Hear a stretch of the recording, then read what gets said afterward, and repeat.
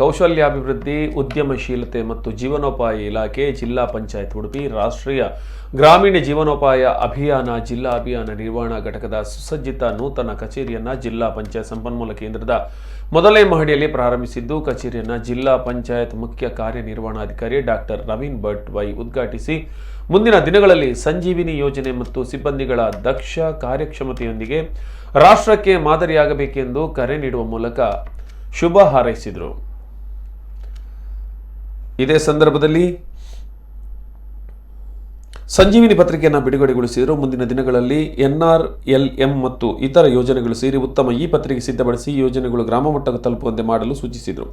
ಕಾರ್ಯಕ್ರಮದಲ್ಲಿ ಜಿಲ್ಲಾ ಪಂಚಾಯತ್ ಯೋಜನಾ ನಿರ್ದೇಶಕರಾದ ಬಾಬು ಎಂ, ಮುಖ್ಯ ಲೆಕ್ಕಾಧಿಕಾರಿ ಪ್ರಸನ್ನ ಭಕ್ತ, KRIDL ಕಾರ್ಯನಿರ್ವಾಹಕ ಇಂಜಿನಿಯರ್ ಸುರೇಶ್ ಬಾಬು ಮೊದಲಾದವರು ಉಪಸ್ಥಿತರಿದ್ದರು.